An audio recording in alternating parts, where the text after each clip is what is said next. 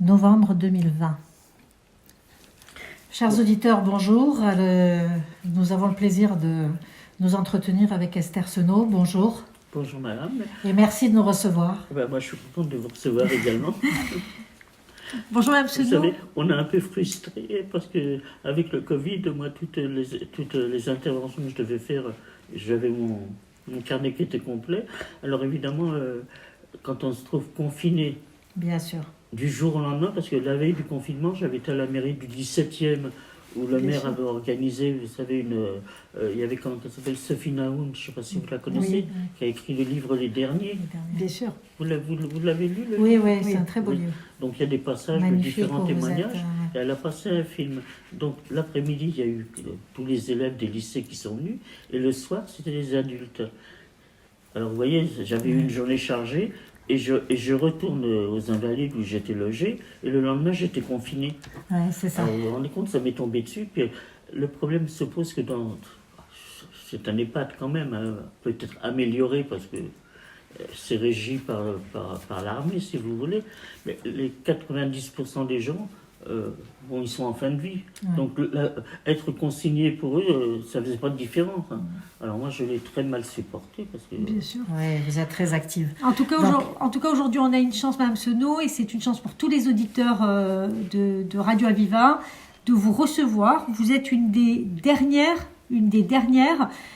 déportées de la Shoah en France. Et on va aujourd'hui recueillir votre témoignage, parce que votre témoignage, on veut bien évidemment qu'il puisse être transmis.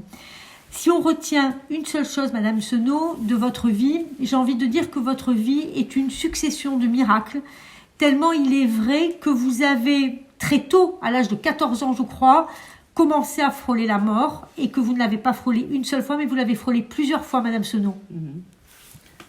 Alors des miracles, des gens, des rencontres, des aides, des soutiens que vous avez pu rencontrer à chaque fois? Oui. Alors, attendez, là. Bon. Alors, Madame Senot, j'aimerais bien que vous nous disiez un mot d'abord de la vie à Belleville. Ben justement, là, on en parle.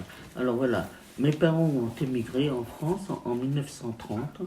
Donc, une partie chassée par l'antisémitisme qu'il y avait dans le pays, évidemment. En Europe de l'Est. D'ailleurs, que je dis souvent aux élèves quand je rentre, vous savez, ça n'a rien changé parce que la Pologne, c'est resté le pays le plus antisémite d'Europe. Alors, ça n'a rien changé parce que, vous voyez, tous les déportés, tous les survivants, bon, comme moi je venais de France, enfin, tous ceux qui venaient de Belgique ou de Luxembourg ou de Hollande, ont été rapatriés dans leur pays, mais tous les jeunes adolescents comme moi qui venaient de Pologne n'ont pas voulu retourner en Pologne. Et ceux qui sont retournés en Pologne, il y a eu des pogroms, il y en a eu plus de 2000 assassinés par les Polonais après la guerre. Oui, a posteriori, oui. Après la guerre. Après la Shoah, ils ont continué à faire des pogroms parce que quand ils les ont vus revenir, ben, ils occupaient leur appartement, ils occupaient tout. Et il y a encore eu des pogroms, mais je vous dis, je crois que ça s'est passé en 1950. Ça a été aussi la Shoah par balle dont tu as parlé non, justement, ça a été... qui a été non, encore autre chose. Non, ça a été pendant la guerre. Non, là, ce que je vous raconte, c'était après la guerre. Après la guerre, c'est ça, après 45. Au retour des gens. Le retour des Polonais qui ont voulu retourner dans leur pays d'origine. Oui, c'est ça.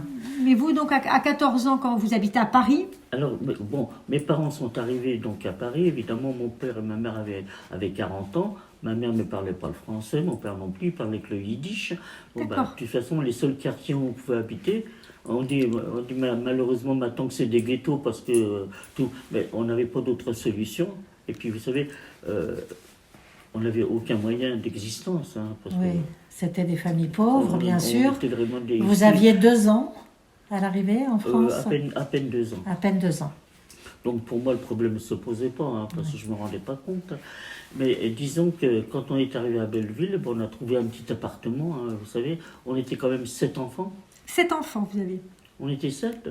Et puis mes parents, alors mon père qui était un homme malade, et ma mère, elle était handicapée, elle est venue au monde avec un pied beau et avec une main seule. Alors vous voyez, c'était difficile. La vie était très difficile. Donc disons que je n'ai pas de souvenirs d'enfance malheureuse parce que je n'ai connu que ça. Alors finalement, j'ai fait l'école maternelle, j'ai fait l'école communale, et puis quand on venait, ben, on se débrouillait. On se débrouillait pour aller chez les commerçants, comme ils connaissaient notre situation, de trouver des gens. Vous voyez, il y avait beaucoup de petites... dans tous ces passages où on habitait, vous savez, ça fait un peu comme la Casbah à Alger, si vous voulez, là, dans ces quartiers-là. Il y avait beaucoup de petits entrepreneurs, vous savez, il y avait des maroquiniers, il y avait des fourreurs, des tas de trucs. Eh bien, on allait là-dedans et on cherchait des petits boulots. Alors moi, je me souviens avoir travaillé chez un fabricant de chaussures, vous voyez, mais des petits boulots qu'on pouvait faire pour apporter quelque chose à manger. Quelques sous. Bon, on avait, comment ça s'appelle, une marchande de volailles en bas de chez nous. À l'époque, les gens commandaient, ils faisaient des livraisons. Bon, ben, moi, tous les dimanches matin, j'y allais. Et puis quand j'avais fini la matinée, ils me donnaient un poulet. Mais tous autant qu'on était, on cherchait des petits boulots pour amener quelque chose à la vous n'étiez maison. pas d'un milieu très Alors, privilégié. finalement, pour nous, c'était pas une corvée, parce que dans le fond, on ne faisait pas la mendicité, on travaillait. Moi, je me souviens, même quand on rentrait de l'école, j'avais mon frère aîné, il travaillait à façon, il était tailleur, il travaillait à façon à la maison. Alors évidemment, on avait la salle à manger, il avait mis les pantalons qu'il faisait, et puis la machine à coudre, en fait, tout ce qu'il y avait. On n'avait pas de place pour... quand on rentrait pour faire nos devoirs, on restait sur le palier, on faisait nos devoirs sur les genoux, parce qu'on n'avait pas de place Il n'y avait pas assez de place pour tout le monde. Alors, pour vous dire, la petite enfance, enfin, moi je dis toujours, j'ai jamais eu ni d'enfance ni d'adolescence. C'est ça, C'est pas ça. d'enfance ni d'adolescence. Est-ce que, à un moment donné, adolescente, avant les arrestations, vous avez eu conscience, il y a eu des mots autour de la montée de l'antisémitisme? Non, c'est-à-dire, oui, pour moi, disons, à l'école, comme je disais, les faits, ça ne donnait pas l'impression d'agressivité. Vous voyez, par exemple, ils savaient qu'on était des juifs, ils nous appelaient les youpines. Mais enfin, pour moi, c'était des jeux d'enfants. Vous voyez, on se bagarrait un petit peu, puis après, on redevenait copains, mais ça n'avait pas cette forme d'agressivité. Et puis moi, le fait qu'on m'appelle youpine, ça ne me dérangeait pas, parce que j'en avais rien à faire. Hein. Pourquoi pas? Effectivement, personne ne pouvait imaginer de toutes les façons l'issue de cette moi, j'ai l'impression que on ne pouvait pas dire qu'ils étaient antisémites, parce que dans le fond, ils nous ont quand même... c'était des quartiers où les gens étaient très solidaires. Oui. Il y avait une mixité, et beaucoup de mixité aussi. Il y avait, comment? Il y avait de la mixité sociale. Il y avait des gens de tous les milieux, en fait. Oui, c'est-à-dire il y avait beaucoup d'émigrés d'autres pays, ça, mais enfin, je veux dire, la population française par elle-même n'était pas raciste. C'est-à-dire que c'était usuel, c'était des mots courants. Enfin, pour moi ça m'a jamais traumatisé. Et alors, donc, la première fois que vous rencontrez, que vous frôlez la mort et que vous rencontrez ce que vous allez comprendre qui était de l'antisémitisme, c'est quand vous avez 14 ans. Est-ce que vous pouvez nous expliquer comment vous êtes parti de votre maison et comment vous n'avez plus pu y rentrer? Alors, voilà ce qui s'est passé. Quand déjà, on était quand même déjà très... pour vous dire, toute ma famille était au Parti communiste. Donc déjà, il y avait... des relations, on avait quand même un esprit beaucoup plus ouvert sur la politique, sur tout ce qui se passait. Hein. Il y avait le réseau qui était très fort. On allait au patronage, enfin on allait dans les choses, et puis finalement, je ne peux pas dire qu'on a été endoctriné étant jeune, ça faisait un petit peu, si vous voulez, comme les auberges de jeunesse, mais enfin, on avait quand même déjà une culture politique. Une conscience politique, oui. Donc, bon, j'avais un de mes frères, moi, qui en 1934, quand il y a eu la manifestation, vous savez que les Croix de Feu ont voulu prendre l'Assemblée. Bon, lui, il a été dans la manifestation. Bon, alors évidemment, à l'époque, il a été arrêté, parce qu'il y a eu pas mal d'arrestations. Alors évidemment, émigré juif, polonais et communiste. Ça faisait beaucoup. Ça faisait beaucoup de choses, donc il a été expulsé de France. Hein. D'accord. Donc il est parti en Belgique, mais enfin, il revenait clandestinement. En France. Et en 1936, quand il y a eu la guerre d'Espagne, il est parti dans les brigades internationales. Il s'est engagé. Il s'est engagé dans les brigades internationales. Alors disons que nous, on avait déjà cette notion. Et puis, on avait quand même, quand Hitler est venu au pouvoir en 1933, il y a eu quand même beaucoup d'Allemands et d'Autrichiens qui sont venus se réfugier. Oui. Hein. Et alors finalement, quand ils sont venus se réfugier, qu'ils nous racontaient ce qui se passait, eh ben, on ne les croyait pas. Comme nous, quand on est revenu, qu'on a commencé à raconter. Personne ne vous a cru. Nous, c'était exagéré, on ne pouvait pas s'imaginer à quel point. Alors finalement, disons qu'on était quand même plus au courant que d'autres enfants de notre âge. Mais donc un jour, qu'est-ce qui s'est passé? Vous êtes sorti un jour et vous êtes revenu chez vous et Non, tout le monde avait été raflé? Non, La- non, oui. alors ce qu'il y a, La première fois il où y a vous... quand même eu des bruits, parce qu'il y a déjà eu la rafle du billet vert. Oui, Donc, un de mes frères a reçu la fameux convocation. billet. C'était en 1941, ça. Donc, un de mes frères, alors tout le monde disait, n'y va pas, n'y va pas. Mais nous, vous savez, quand on est arrivé en France, on n'a jamais eu affaire à la police. Hein. On essayait de passer inaperçu vis-à-vis de la police ou des fonctionnaires.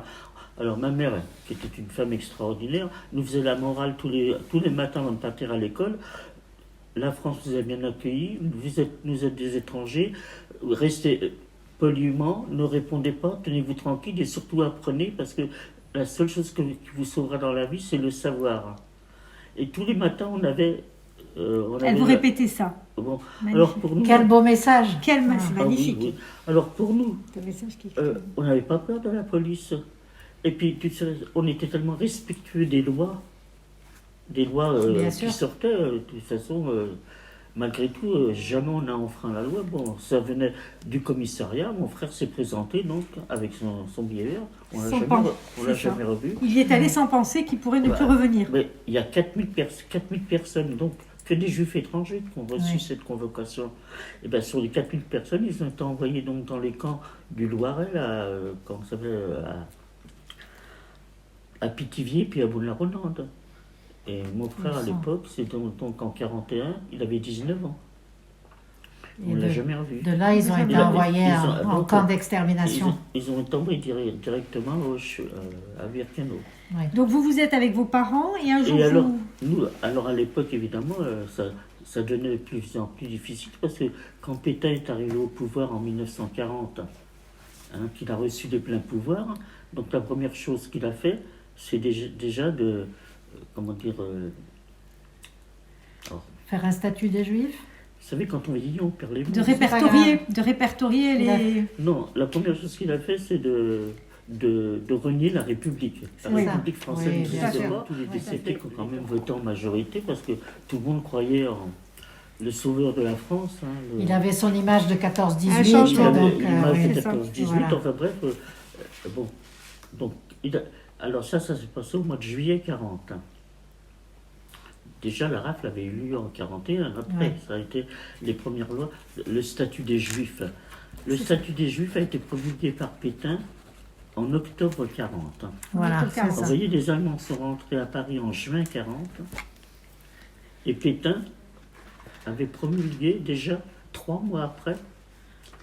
Vous voyez, la France était complètement démoralisée, complètement détruite parce que cette avancée allemande, parce que l'armée française à l'époque était réputée pour être la plus forte d'Europe. Invincible. Elle a capitulé en à peine 3 mois. Ouais.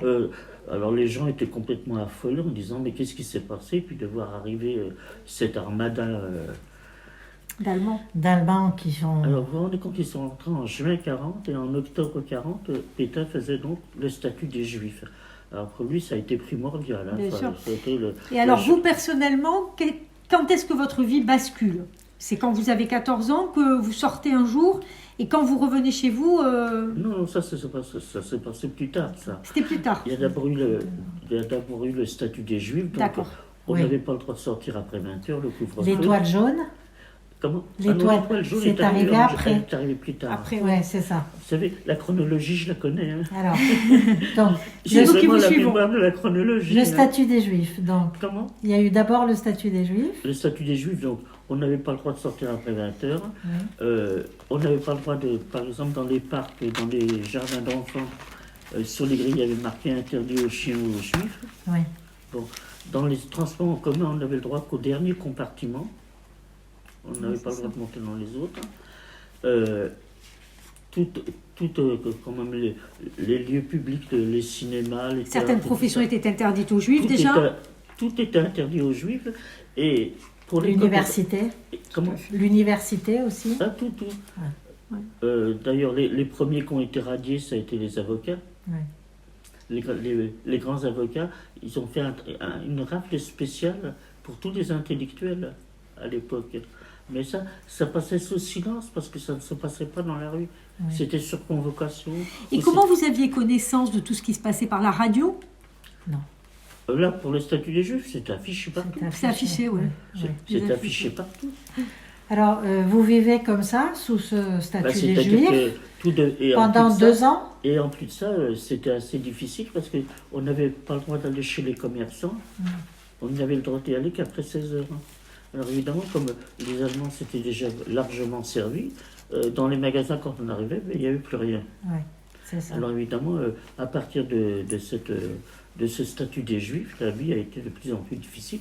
En plus de ça, mon frère qui a été arrêté, il travaillait, bon, il rentrait plus d'argent. J'avais un autre frère, là, celui qui était tailleur. Bon, il s'est marié en 1937. Et ensuite, il est parti, lui, il est naturalisé français. Oui. Donc, il est parti au service militaire. Il s'est marié en 37 et il est parti au service militaire. Donc, à l'époque, le service militaire était de 2 ans. Donc, en 39, il n'a pas été démobilisé. Il est resté. Il était toujours militaire. Ouais. Alors, ça fait que finalement, de mes frères, ceux qui rapportaient de l'argent, il ne restait plus que moi, ma soeur, moi, et un petit frère qui avait 11 ans. Ouais. C'était à nous, c'est là, Donc, je vous dis, qu'on se Vous avez débrouillait. fait pour faire des petits boulots. Oui. Vous avez Et alors, été, je vous dis, la solidarité quand même qui s'est faite dans ces quartiers de Belleville, c'est que bon, vous aviez un boulanger, les invendus de la veille, vous savez, Il il vous les les mettait donnait. de côté, il nous les donnait. Les commerçants, pareil. On a vécu comme ça uniquement de la solidarité. En survie. En entre survie, nous. en fait. Bon. Alors, Finalement, on est arrivé en juillet 42. oui. Oui, c'est là. En juillet 42, où il y avait quand même des bruits qui couraient qu'il y allait y avoir des rafles. Comme ils raflaient à l'époque, ils ne raflaient que des hommes. Donc les hommes qui n'avaient pas été arrêtés ou qui n'avaient pas été se faire recenser, ils se sont cachés. Et dans les appartements, là, c'était plus que des femmes et des enfants. Et Donc, puis des personnes âgées. Le 16 juillet 42, Le 16, alors, ça s'est passé le 16 et le 17 juillet Voilà. 42. Alors, bon, j'ai assisté à cette fameuse rafle parce que, écoutez, dans ce passage rond où on habitait, c'était un passage qui devait faire, je ne sais pas moi, 200 mètres de long. Vous savez, les passages très étroits avec, comment ça s'appelle, des gros pavés, des rails. Parisiens, qui couraient les- là-dedans, les- vous ouais, les savez, boulevards c'était parisiens. vraiment des quartiers des quartiers misérables. Et dans ce passage qui faisait 200 mètres de long, ils ont raflé 89 personnes. voilà. Et de ce passage, je suis la seule survivante aussi de cette rafle. C'est ça. Alors vous étiez effectivement dans la rue finalement Non, quand ils sont on passés était à la maison. J'étais à la maison avec ma soeur et mon petit frère et mes parents. Oui. Donc quand on a entendu les bruits dans les couloirs, les pleurs, les femmes, les enfants, et puis comment ça s'appelle, la police française qui venait avec des gourdins pour taper dans les portes pour ceux qui ne voulaient pas ouvrir, ça a été quelque chose d'affreux. Nous on était à la fenêtre, on ne comprenait pas. Et puis finalement, on a vu les autobus au coin de la rue, vous savez, qui transportaient, qui faisaient monter les gens. Et puis ça s'est calmé, ils ne sont pas venus chez nous. Alors ma mère, comme ma mère ne pouvait pas sortir, mon père qui était malade, quand la rafle a été terminée, enfin, on est resté toute la journée enfermés. Et le lendemain matin, le 17, ma mère me dit avec ma soeur, allez voir dans le quartier qu'est-ce qui s'est passé. Et comme j'avais ma belle-sœur qui habitait boulevard Voltaire, place de la République, alors ma mère s'inquiétait parce qu'elle avait quand même un enfant qui avait 4 ans. Puis mon frère était dans l'armée, donc Bien sûr. ma mère s'était inquiétée. Alors elle avait demandé à ma soeur et à moi d'aller le 17, le lendemain, puisque donc, il n'y avait plus de police, il n'y avait plus rien là. Oui, oui. Donc moi j'ai fait le tour du quartier pour voir mes oncles, mes tantes et tout. Moi, j'ai trouvé personne.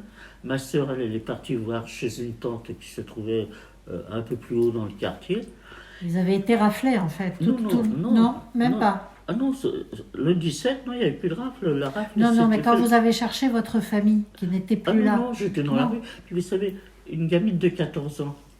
Bon, à l'époque, l'étoile est sortie au mois de juin. Oui. Donc, quand on sortait dans la rue, on la retirait. Hein. Ouais, vous l'aviez retiré Ouais. dans la rue, bien Et sûr. puis, vous savez, une gamine de... Ce qui raflait surtout, c'était des couples avec des enfants, enfin, Ouais. des gens qui avaient quand même... qui étaient plus physiquement plus caractéristiques, si vous voulez. Ouais. Ouais. Bon, moi, personnellement, Ouais. on m'a jamais pris pour une juive. Non, vous avez un petit accent parisien d'ailleurs. Comment Vous avez un petit accent Oh, bah, parisien, de Ah oui, Titi on va dire parisien. vécu à Paris. C'était vraiment le Titi parisien. Et alors finalement, moi j'ai fait le tour du quartier. Ma sœur, elle est partie de son côté pour voir ma tante, la sœur de ma mère. Et puis ma mère m'a dit, va donc voir chez Anna, donc ma belle-sœur, qu'est-ce qui s'est passé? Parce que nous, dans notre idée, on se disait, il y a eu des rafles à Belleville, enfin dans les quartiers populaires, on ne pensait pas qu'il y avait des rafles ailleurs, hein, on n'était pas au courant. Alors je suis parti à pied, parce qu'on ne prenait pas les transports à l'époque, je suis parti à pied jusqu'à la République, et quand je suis arrivé dans l'immeuble, la gardienne était devant la porte, elle me connaissait, et elle me dit, oh ben non, ils ne sont pas dans l'appartement, ils sont au 6e étage, ils se sont cachés dans la chambre de bonne. Alors je suis monté au 6e étage, évidemment j'ai retrouvé ma belle-sœur, il y avait sa sœur et sa mère. Alors ma belle-sœur en larmes, évidemment, alors je dis, bah, qu'est-ce qui s'est passé? Mon petit-neveu qui avait 4 ans, tous les ans elle le mettait dans une petite pension d'enfants en vacances à la Varenne, une petite pension juive qui était tenue par monsieur et madame Zisman, je ne sais pas si vous avez entendu parler. C'était une petite maison d'enfants, mais pour les vacances. Oui. Alors elle pleurait toutes les larmes de son corps en disant, moi je ne peux pas sortir parce que dans le quartier elle avait peur, il y avait quand même de la police. Elle me dit, est-ce que tu peux aller chercher le petit à la Varenne? Ah vous voyez, moi j'avais 14 ans. Hein. Ben, j'ai dit oui, alors à ce moment-là, vous savez, à la Bastille, il y avait un petit train. Je ne sais pas si vous... Maintenant, ils ont fait verte. Il y avait ce petit train qui allait jusqu'à la Varenne. Je crois même qu'il allait plus loin. Donc, j'ai pris ce petit train. Je suis arrivé à la pension. Évidemment, les directeurs avaient été arrêtés parce que c'était des juifs, mais comme il y avait des jeunes qui gardaient les enfants, bon, ben, les enfants étaient là dans la cour. Et ils avaient prévenu, je ne sais pas par quel miracle, les parents de venir récupérer les enfants. Donc moi je suis arrivé, j'ai récupéré mon petit-neveu qui avait 4 ans. J'ai repris le train, heureusement que j'étais débrouillard, et je suis arrivé donc chez Avec ma le belle-sœur. Je suis monté au 6e étage, évidemment, les retrouvailles, elle était contente et tout. Et puis comme on n'avait pas le droit de sortir après 20h, ben, elle m'a dit, écoute, reste là. Et je dis, tu te rends compte, je suis parti toute la journée, mes parents, vous savez, c'était pas les enfants de maintenant qui traînent dans les rues. Vous aviez peur qu'ils s'inquiètent. Comment? Vous aviviez peur qu'ils s'inquiètent. Tu Bah penses, oui. vous savez, pas rentrer de la nuit. Bien sûr. Hein, ou penser que peut-être que j'avais été arrêté, ou Bien sûr. ils étaient quand même très inquiets.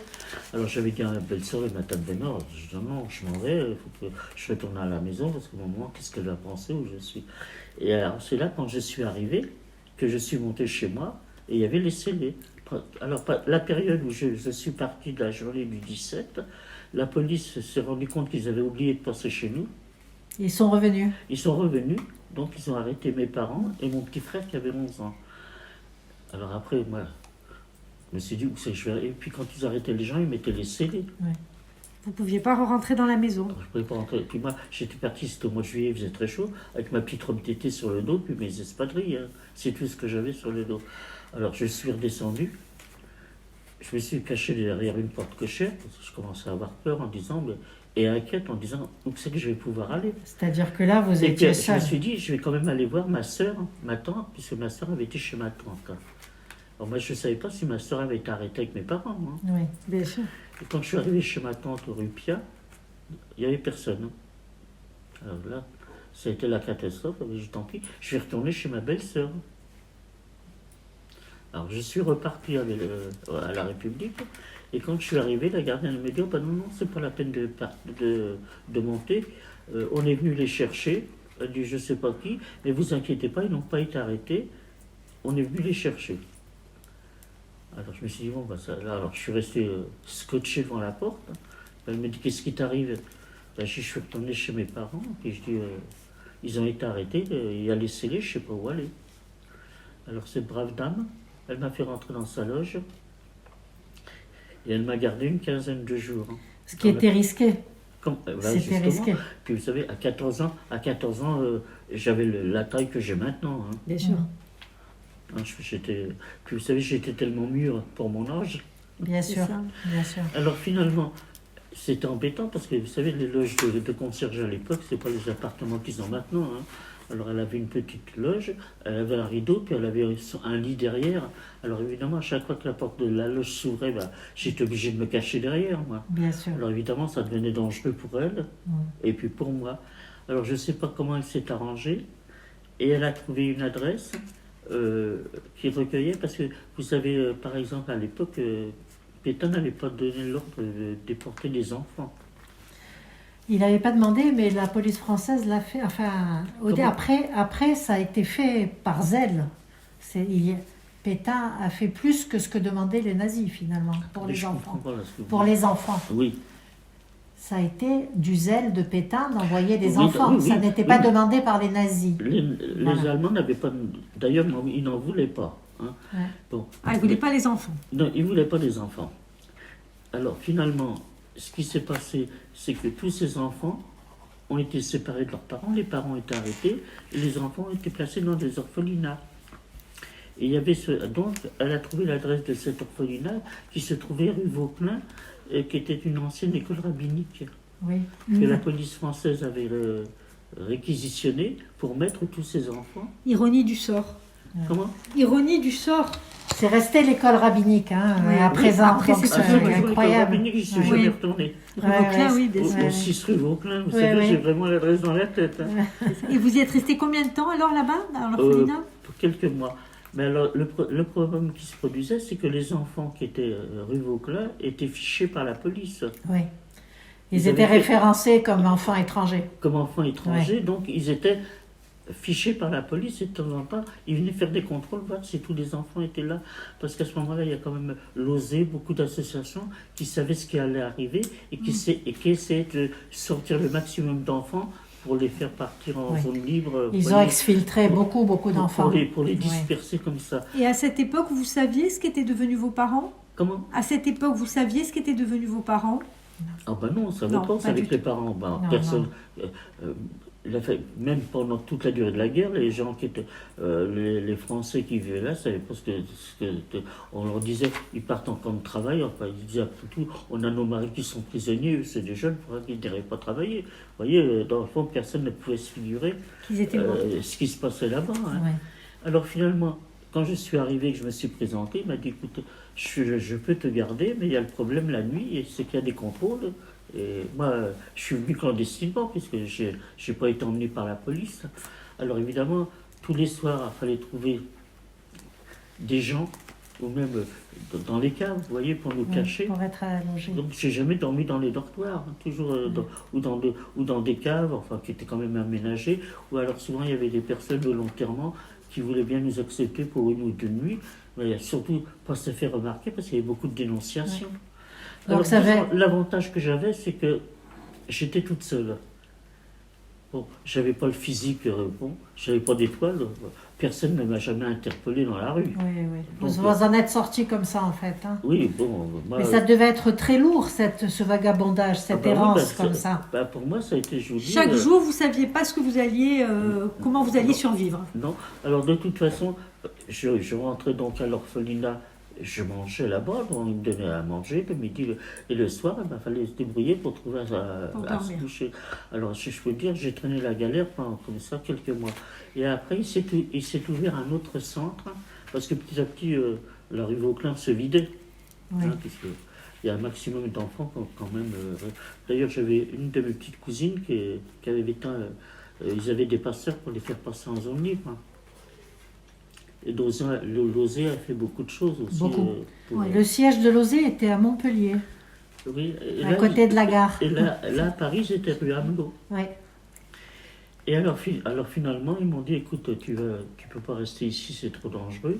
Et puis, ils voyaient bien que de laisser une gamine la nuit vagabonder pour trouver un endroit. Quel âge pour vous dormir. aviez là à cette époque quand vous étiez 16 ans? 14 Non, ans. 14 ans. 14. Bah oui, 14 ans. parce que ça se passait en 42. Moi, C'est ça, oui, oui.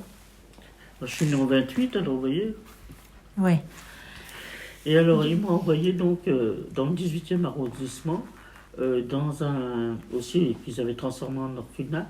C'était comment on appelle ça, vous savez, un foyer où ils recevaient on dirait maintenant des SDF. si vous Oui, voulez. des foyers d'accueil, quoi. Oui, Des un foyers peu. d'accueil, c'est ça. Voilà. Alors, ce foyer se trouvait. C'était par rue Lamarche que c'était. Enfin, c'était presque au pied du Sacré-Cœur. Hein. D'accord. Donc là c'était aussi. Alors là, c'était géré par l'UGIF. Oui. Vous avez entendu parler de l'UGIF? Alors, vous pouvez rappeler pour nos auditeurs ce que c'était. C'était l'Union C'était l'Union des Juifs de France. Mais c'est eux qui avaient été mandatés par les Allemands. Parce qu'ils étaient mandatés par les Allemands pour s'occuper de ces réguler de ces orphelinats. Voilà. Alors là, évidemment, je venais d'avoir 15 ans, quand même. Et ils nous envoyaient travailler dans les bureaux de l'UGIF, rue de la Bienfaisance. Parce que les bureaux de l'UGIF étaient là-bas. Alors, on travaillait, c'est-à-dire on partait le matin dans les bureaux et on nous faisait trier les vêtements des gens qui étaient déportés du camp de Drancy, les cartes d'identité, les cartes d'alimentation. Vous voyez, on faisait ça toute la journée. Et puis le soir, on rentrait donc dans ce foyer. Et puis des fois, on n'y allait pas, parce qu'on n'y allait pas tous les jours. Alors, on s'occupait des petits. On s'occupait à la cuisine, on faisait un petit peu d'intendance, il fallait bien s'occuper. Et puis un jour, le directeur me dit, comme il savait que j'étais assez débrouillard, le directeur me dit, écoute, j'ai commandé quelque chose au bazar de l'hôtel de ville, je te donne le ticket pour aller retirer ce que j'ai commandé, tu vas aller le chercher. Est-ce que tu veux y aller? Je dis, moi, sortir, ça me plaisait bien de vagabonder dans Paris. Donc je suis parti. Et à la sortie du métro Hôtel de Ville, et ben, il y a eu un contrôle de police. C'était pas une rafle, c'était un contrôle de police. Ils contrôlaient les gens qui sortaient, leur demandaient leur carte d'identité. Que vous n'aviez pas?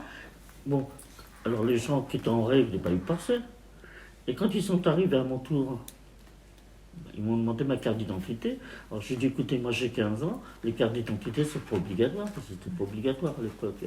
Alors ils ont commencé par me demander comment je m'appelais. Alors évidemment, moi j'avais quand même un nom à consonance étrangère. J'ai fait comme si je ne comprenais pas ce qu'ils me disaient. Rappelez-nous quel était votre nom de naissance, Madame Senon. Comment? Rappelez-nous quel était votre nom de naissance. Zik, D-Z-I-K. Ouais, je m'appelais Esther, alors vous savez. Bah oui. Hein? Alors je n'ai pas voulu leur dire. Hein. Alors après il m'a dit, ben, tu habites où? Alors évidemment, je n'avais pas leur dire, j'habitais dans un orphelinat. Enfin finalement, ils m'ont posé un tas de questions où je n'ai pas voulu répondre. Alors il y en avait un milicien qui était là, qui m'a secoué copieusement et qui m'a dit, ben, puisque tu ne veux pas parler, on va t'emmener au commissariat de police. Il existe toujours celui qui est le long d'hôtel de ville. Oui.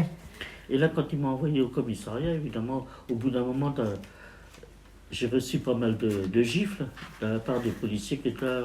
Et j'ai fini quand même par dire mon nom. Alors, comment vous savez, alors, dans le statut des Juifs, il y avait d'abord eu le recensement. Oui. Donc, évidemment, quand il y a eu le recensement, je figurais dessus pour être arrêté avec mes parents. Bien sûr. Alors, quand ils ont retrouvé la fiche, évidemment, ils m'ont gardé. Ils ont vu que vous n'aviez pas été raflé. Je n'avais pas été raflé. Donc là, on est en train de parler de la police française qui fait du zèle pour vous associer au fait que vous n'avez pas été raflé au Veldiv. Toutes les arrestations qui ont été faites à l'époque ont été faites uniquement par la police française. Ouais. Donc, j'ai passé donc une partie de la soirée dans ce commissariat. Et le soir, il y a un quart de police qui est venu. On appelait ça des paniers à salade à l'époque. Oui. C'était des quarts de police avec des cellules. Des grillages à l'intérieur. Hein, oui. Alors là, vous savez, le premier traumatisme, c'est de se retrouver enfermé dans une cellule et pas comprendre pourquoi. Bien sûr. Parce que, comment voulez-vous comprendre pourquoi? J'avais rien fait. Vous deviez avoir peur à ce moment-là. Vous avez dû avoir... Peur, non. Non, vous n'avez pas eu Peur, peur. non. Non, mais l'angoisse de l'enfermement déjà. Et ils ont fait presque tous les commissariats de Paris, pour récupérer tous les gens qui avaient été arrêtés. Et là, une fois que le car a été plein, ils nous ont emmenés à Drancy. Donc là, c'est le 24 août 43. Voilà, c'est ça, que je me suis retrouvé à Drancy. Vous arrivez à Drancy. Et alors, quand on est arrivé à Drancy, à l'entrée de Drancy, il y avait une baraque. Il s'appelait la baraque de fouille. Obligé de se déshabiller. Alors déjà, le deuxième traumatisme, parce qu'on n'avait pas l'habitude de se déshabiller devant des hommes. Hein. Bien sûr. C'était pas courant à l'époque. Et là, quand vous... Je m'excuse de vous interrompre. Et donc là, vous arrivez, c'est là, le premier camp que vous rencontrez. Et pour vous, vous allez rentrer où? Vous savez vers où vous allez ou pas du tout? Attendez, je comprends pas. Quand vous arrivez à Drancy, Oui. c'est le premier camp que vous rencontrez. Oui. Est-ce que vous avez une idée de ce que vous allez voir et de ce que vous allez rencontrer ou pas Oui. du tout? Si, parce qu'on entendait quand même parler du camp de Drancy, parce qu'il y avait beaucoup de gens qui pouvaient porter des colis, qui portaient des tas de choses, beaucoup de gens qui donner de l'argent aux gendarmes pour pouvoir avoir des contacts. Il y avait quand même le courrier qui circulait. Si, on savait qu'il y avait des internats à Drancy, mais enfin, on savait comme à Pithiviers ou à Beaune-la-Rolande. Voilà, mais vous ignoriez l'horreur qu'il pouvait y avoir derrière quand même. On ne se rendait pas compte. Alors déjà, quand on est arrivé dans cette salle de fouille, qu'on a été fouillé par les gendarmes, évidemment, moi, avec ma petite robe, j'avais rien à... Hein, mais les gens... Alors, vous aviez des policiers qui étaient vraiment vicieux, parce que quand ils arrêtaient les gens à domicile, ils leur disaient, si vous avez de l'argent, des objets de valeur, emmenez-les avec vous, ça vous servira. Et puis, arrivé à la fouille, évidemment... Ils les prenaient. C'est surtout les gendarmes qui se sont servis. Hein. Enfin, finalement, on a été mis dans les dortoirs, et puis là, il y avait déjà des femmes qui avaient des enfants, donc ils nous ont pris en charge, Oui. hein, quand ils nous ont vus arriver. Enfin, moi, j'étais la seule adolescente dans le quart de police. Hein. Donc, il y avait des familles entières, donc on a été pris en charge par toutes ces familles. Alors, disons que des souvenirs de Drancy, je ne peux pas en avoir, à part de dire qu'on faisait des corvées de pluche ou des trucs comme ça, où on se baladait dans cette fameuse cour. Bon, je ne peux pas dire que... Parce que vous n'êtes pas resté longtemps. Et puis, pour moi, les quelques jours, les premiers jours, bon, j'étais assez angoissé. Et puis finalement, j'ai pris le rythme, vous savez, on s'adapte. Et puis, je finissais par dire, j'étais presque content, parce qu'on parlait des transports, qu'on allait travailler en Allemagne, cela. On en parlait dans le camp de Drancy. Puisque tous les enfants disaient, oh, tiens, le prochain train qui va partir, il va partir pour Pichipoy. Vous savez, c'est Oui. un nom inconnu, on ne savait pas. Pichipoy. Oui, Pichipoy. Et alors, moi, dans mon idée, j'étais rassuré en me disant, oh maintenant, j'ai plus d'angoisse d'être arrêté, puisque j'étais arrêté. Vous savez, on a toujours l'angoisse de dire on va se faire arrêter. Pour moi, c'était terminé. Et j'étais presque plus, comment trouver le mot, pas contente, mais rassurée en disant, maintenant, je suis tranquille. Je vais retrouver mes parents. Oui, c'est ça, l'espoir. Pour moi, j'ai dit, ça y est, je suis arrêté, je vais retrouver mes parents. Alors, je ne peux pas dire que j'ai été vraiment traumatisé à Drancy, parce que je me suis dit, bon, on va partir en Allemagne, et on va être regroupés, je vais certainement retrouver mes parents. Un espoir de retrouver sa famille. Oui. Est-ce que cet espoir que vous avez eu, ça a été peut-être aussi un moteur de vie pour vous? Est-ce que ça vous a aidé à vivre et à survivre? C'est-à-dire que à Drancy, je vous dis, bon, je n'ai pas été maltraité, les privations, je les connaissais, dormir n'importe où, je connaissais déjà. J'ai pas eu les privations qu'ont eu les autres personnes qui ont été arrêtées dans Vous les aviez déjà eues. Alors, le 2 septembre 1943, vous partez vers Auschwitz. On a été désignés donc pour aller travailler en Allemagne. Voilà. Alors, à ce moment-là, tous les transports qui se faisaient devaient être d'un minimum de 1000 personnes. D'accord. Chaque transport. Toujours le rendement, à l'allemande. Toujours à l'allemande, le chiffre exact, 1000, 1100, enfin, pas moins de 1000. Les transports ne partaient pas s'il n'y avait pas 1000 personnes. Alors évidemment, comme il y avait eu entre 42 et 43, puisque là, moi, le numéro de mon transport, il portait déjà le numéro 59. Alors, vous voyez... Oui. Vous étiez convoi 59. Convoi 59, le 2 septembre 43. Et alors, pour faire ce convoi, il en fallait déjà 1000 personnes. Et les 1000 personnes à Drancy, il y avait les 1000 personnes, mais vous aviez beaucoup de personnes qui ne pouvaient pas déporter, parce que vous aviez des femmes de prisonniers de guerre. Encore. En statut de prisonnier de guerre. De prisonniers de guerre, donc qui étaient protégés par la Société des Nations. On ne déportait pas. Donc on ne les déportait pas à l'époque. Mais ils étaient là depuis 1942 avec leurs enfants. Enfin, ils vivaient normalement. Bon, il y avait des gens qui étaient d'origine de pays qui étaient alliés avec les Allemands. Ouais. Donc, comme ils n'avaient pas l'ordre des pays d'origine pour les déporter, ils restaient là. Alors, vous avez une quantité de gens qui étaient dans le camp de Drancy, mais qui ne pouvaient pas déporter. Alors, il leur fallait quand même les 1000 personnes. Alors là, ils ont été dans, dans la maternité de Rothschild, à l'hôpital Rothschild, où ils ont arrêté des femmes qui venaient d'accoucher avec leur bébé. Et à côté, il y avait la maison de retraite. Oui. Où ils ont sorti un maximum de vieillards pour compléter ce transport de 1000 personnes. Et donc arrive ce voyage en train qui est une abomination. Comment ? Arrive le voyage dans le train vers Auschwitz qui est une abomination dans les conditions dans lesquelles vous avez... C'est-à-dire, alors, ils nous ont emmenés jusqu'à Bobigny, à la gare de Bobigny, et là, il y avait un train avec des wagons à bestiaux, alors qui étaient... Immense. Immense. Alors, J'avais fait la connaissance d'une jeune fille elle avait 50 plus que moi, elle avait 20 ans, Marie. D'ailleurs, on a été les deux seules survivantes du transport. Oui, de convoi 59, vous On a- étiez deux femmes à revenir. Oui, avec cette jeune femme Ouais. que j'ai connue à Drancy. Alors, elle était à côté de moi, j'ai dit, Sur les 1000 personnes, il y a eu 2 survivants. Femmes. femme. Femmes. Et alors, quand on a vu le convoi, on a dit, oh, bah, c'est pas pour nous, ça. Hein, on dit, c'est pas possible. Alors là, on a été précipité dans ce wagon à bestiaux, à 60-70 par wagon. Alors, ils nous ont mis un tonneau pour les besoins hygiéniques et un seau avec de l'eau. Parce qu'au mois de septembre, le 2 septembre, il faisait encore très chaud. Et puis, bah, tout le monde est monté dans... Alors là, il y avait quand même des Allemands sur le quai. Oui. Mais c'était quand même Les Français qui la police française orchestraient. qui nous poussait dans les wagons, dans les compartiments. Wagon de la SNCF d'ailleurs. Non, partie, il y avait en quelqu'un- partie. Enfin, non, c'est difficile à dire parce Ouais. que, vous savez, il y avait tellement une pagaille sur ce quai. Hein. Ouais. Alors finalement, on s'est retrouvé, le train est parti. Combien de temps a duré le trajet? À peu près, beaucoup d'heures? 2 nuits et une journée. Donc deux Vous nuits, êtes une resté journée. entassé à 70 par personne dans chaque wagon. Impossible de s'asseoir ou à tour de rôle. À tour de rôle. On ne pouvait pas. Et alors en plus de ça, le seau d'eau, il a Ouais. été vidé parce qu'on avait soif. Il n'y avait plus d'eau. Et puis le seau, évidemment avec le Oui. hygiénique, la première nuit encore ça a tenu parce que on essayait de se grouper comme on pouvait.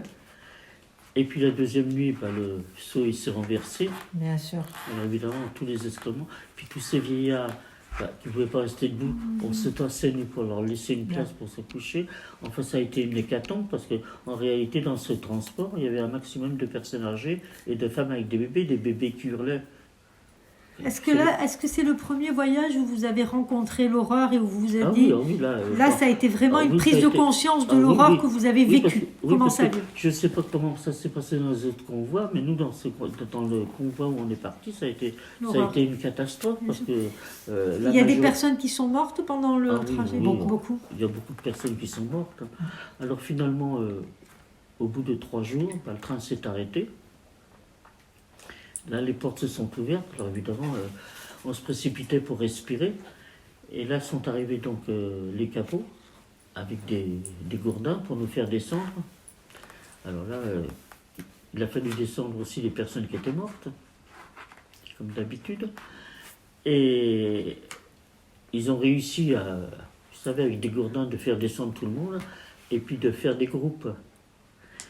Et à ce moment-là, on a vu arriver des hommes, des déportés avec des costumes rayés, Oui. qui eux venaient chercher les bagages.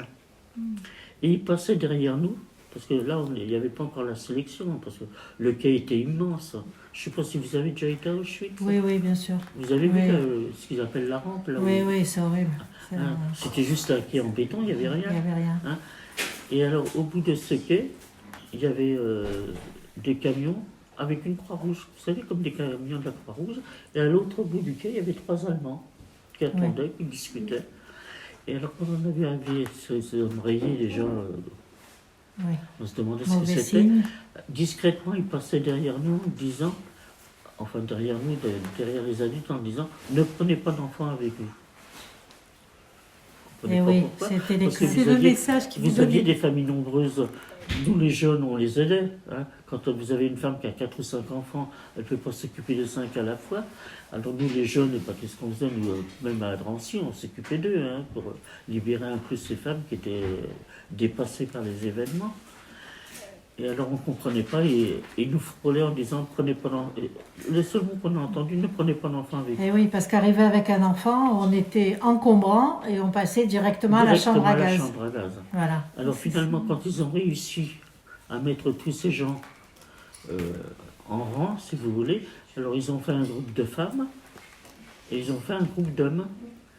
Et c'est là, avec un haut-parleur, il y a un Allemand qui est venu, qui parlait très bien français, en disant vous avez des camions au bout du quai, les personnes âgées, les personnes fatiguées peuvent monter dans les camions. Le camp est à 2 ou 3 kilomètres, ça leur facilitera leur arrivée au camp de monter dans les camions. Alors finalement, Tout le monde Beaucoup s'est de gens sont précipité. montés, bien Tout le sûr. monde s'est précipité. Et puis à un moment, j'ai voulu moi y aller aussi parce que quand je suis descendu du train, moi, vous savez, il n'y a pas de marchepied.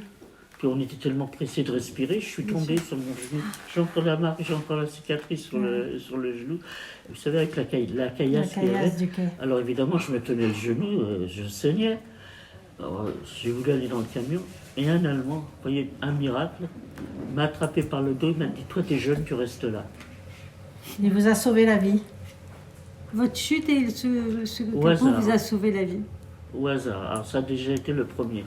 Bon, alors après, une fois que tout le monde est monté dans les camions, le groupe d'hommes est resté à part, le groupe de femmes, et c'est là qu'on a commencé à défiler devant les 3 Allemands qui étaient à l'autre bout du quai, et là qui faisaient la première sélection. La sélection en question.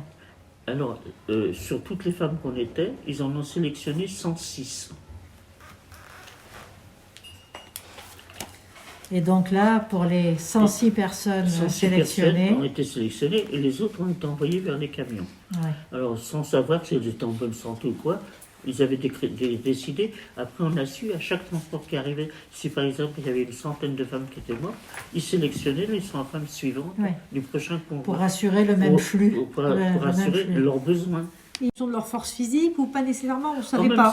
Un peu au hasard. Je suis sûr que les femmes qui étaient derrière moi étaient certainement en meilleure santé que moi. Parce que vous êtes passé la première. 230. 230. Alors là, une fois que vous avez été sélectionné, Donc on est parti à pied voilà. en direction du camp du Birkenau. Et là, c'est ben, le là- tatouage. Et là, quand les portes se sont ouvertes, alors là, on a vraiment l'impression d'être entré en enfer parce qu'il y avait une fumée, des odeurs. L'odeur. Le long de l'allée centrale, on voyait des cadavres, on voyait des chiens qui couraient après des gens qui avaient l'air de vrais squelettes. Et puis, nous, on voyait le crématoire qui fonctionnait. Vous voyez le bâtiment de loin, vous voyez. Comme on nous avait dit un camp de travail, je me suis dit, tiens, ça doit être une boulangerie. Vous savez, pour nous, ok. Bien. Bon. Et puis finalement, ils nous ont mis dans une baraque. Et là, ils nous ont dit de nous déshabiller, que nous allions prendre une douche. Prendre une douche, bon, ben, on prend la douche. Hein. On était contents parce que vous savez, dans l'état où on était. Mais nous, comme on avait été sélectionnés pour travailler, on a eu droit à une vraie douche. Enfin, c'était de l'eau froide. C'était pas le gaz Zyklon C'était pas les de gaz, la quoi. chambre à gaz, Non, bien non, sûr. c'était pas la chambre à gaz, parce que nous, on avait été sélectionnés pour le travail. Et une fois que la douche a été terminée, évidemment, on n'avait ni savon ni serviette, on était trempés. Alors, ils nous ont mis dans une autre salle, et là, il y avait toute une rangée de femmes et d'hommes qui nous ont rasés entièrement, enfin pas de partout, hein, qui nous ont rasés de partout. Et ensuite, on est passé vers un autre groupe de femmes qui nous tatouaient.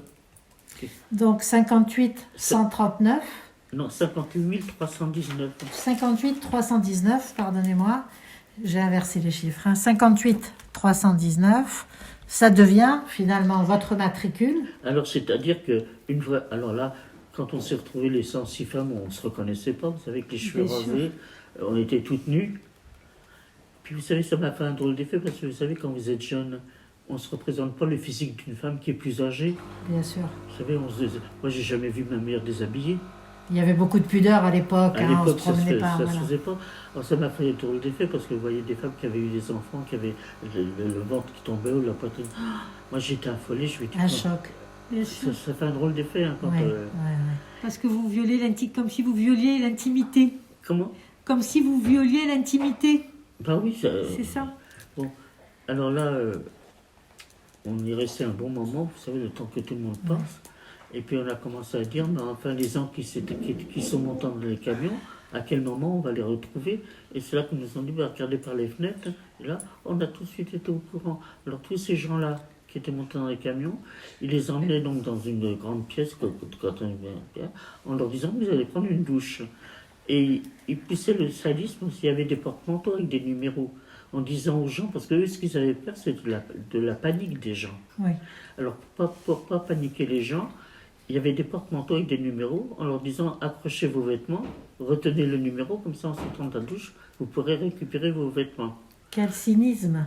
Oui, mais, c'était vraiment scientifiquement organisé. Hein. Calculé. Oui, c'était calculé. Alors finalement, les gens rentraient sans être paniqués.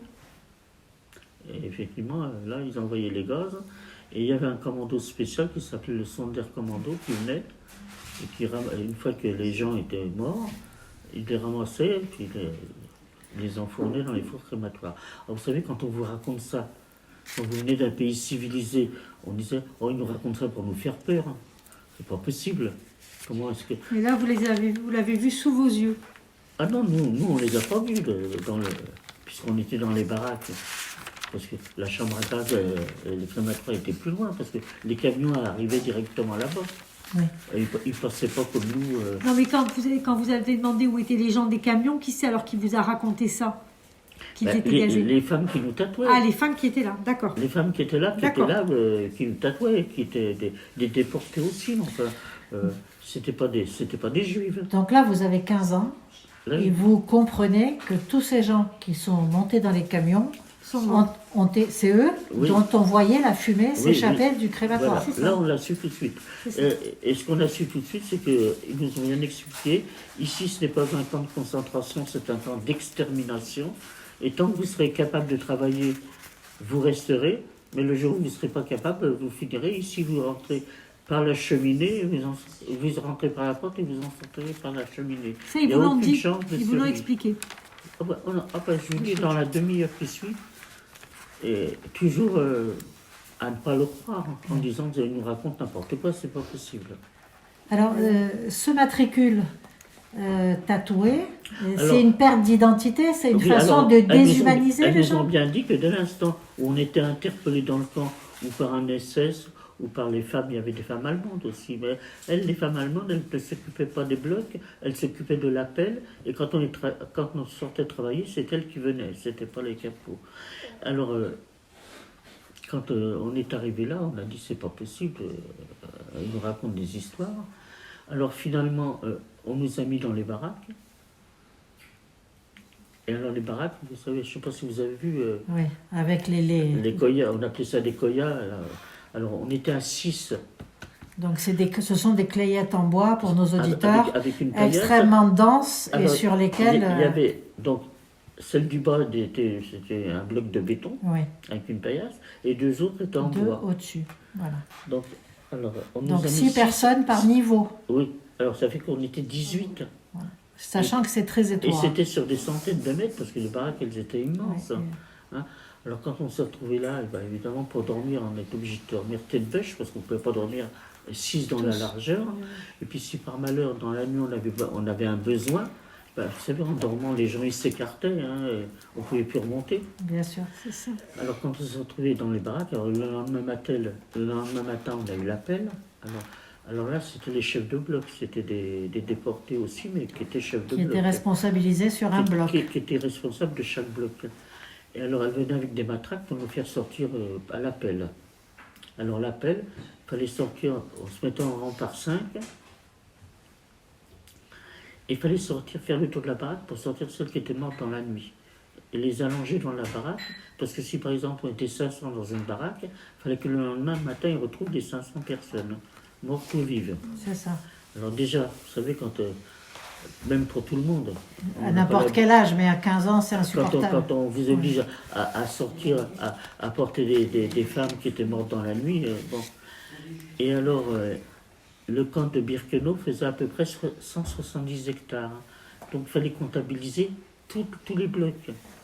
Alors, on était à l'appel de 5 h du matin, des fois 2 h, 3 h, parce qu'on comptait pour trouver le compte. Dans le froid, quelquefois. Alors, évidemment, au mois de septembre, il faisait beau, au mois d'octobre aussi, mais alors après, c'était quand il pleuvait, ben, les pieds dans la gadoue, puis trempés, puis après dans la neige. La neige. Quand on est arrivé au mois de décembre, c'était la neige. Et vous travailliez aussi dans ce camp? Alors, attendez, donc une fois que l'appel était terminé, au bout de 2-3 heures, on avait le droit d'aller à la cuisine pour chercher le petit déjeuner. Alors c'était une eau colorée, je ne sais pas ce qu'on mettait dedans, qui était chaude quand même, et on avait le droit à une tranche de pain. Donc ça c'était le petit déjeuner, et après, ils désignaient sur les 106 femmes, celles l'endroit où elles devaient aller travailler. Donc nous on a été désignés pour aller travailler sur un chantier qui se trouvait à 2 ou 3 kilomètres en dehors du camp. Alors là, quand on sortait du camp, on était accompagnés, parce que les SS, eux n'habitaient pas dans le camp, ils habitaient en dehors du camp. Les femmes SS étaient dans le camp, elles. Ouais. Et c'est elles qui nous accompagnaient. Donc alors quand on sortait du camp, on était accompagné par les femmes SS. Et c'était les hommes ensuite qui, avec les chiens, vous voyez, qui Ouais. nous accompagnaient sur le chantier. Alors quand on est arrivé sur le chantier, on nous a donné des grandes brouettes en bois, vous savez, avec 2 manches en bois devant et derrière, pour poser du matériel. Alors, il fallait ramasser des grosses pierres, des bandes de fils de fer, des morceaux de bois, enfin, vous voyez, tout ce que vous trouvez sur les chantiers. Et on ramenait ça au camp. Alors, on refaisait nos 2-3 Les 3 kilomètres chargés. On vidait la brouette et on repartait. On faisait ça 12 heures par jour. Hein. Donc 12 heures par jour, une alimentation Ah, il y absolument symbolique. Ah, il n'y avait rien. Il n'y avait rien. Il y avait le froid. On avait juste ce qu'on avait eu au petit déjeuner. Et puis le soir, alors évidemment, les premiers jours, il y en avait qui n'étaient pas le coup. C'est là que je vous dis, quand on rentrait au camp, on avait encore la sélection. Et puis ça a été comme ça tous les jours. Alors après, quand on rentrait au camp le soir, on avait le droit à la soupe. Alors la soupe, aller la chercher à la cuisine, c'était des tonneaux. Et oui, c'est ça. Qu'on portait à 2. Et quand on arrivait, donc, les gens étaient à l'appel dehors, hein, on n'était toujours pas dans les baraques.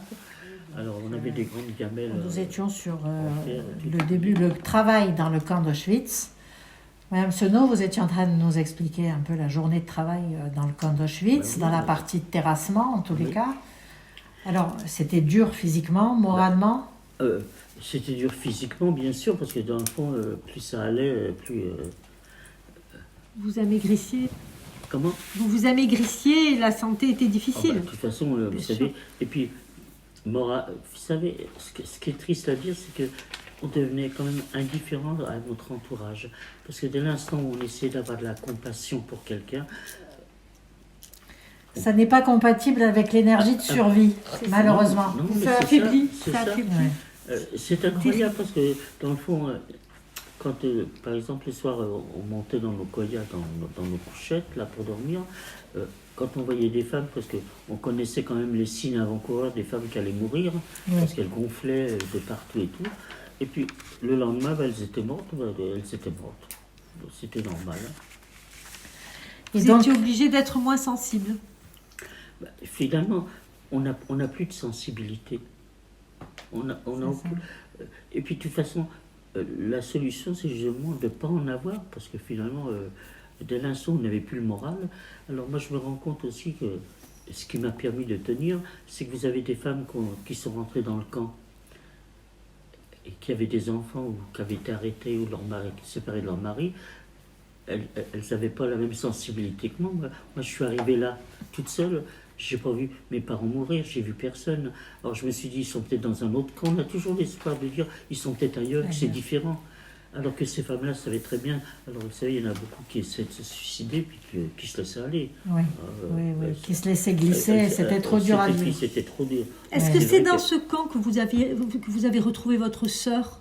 Ben justement, arrivé donc au mois de fin décembre 43, donc quelques mois après, fin décembre ou début janvier, je ne sais plus, enfin c'était à cheval entre les deux, parce que le soir, quand on revenait du travail, après la soupe, on avait le droit d'aller dans ce qu'on appelait les latrines. Oui, Vous les avez vus, vous? Je oui, oui, c'est terrible. Les en grandes longueur baraques avec comme des trous, ça. avec Ouais. des trous là. Ouais.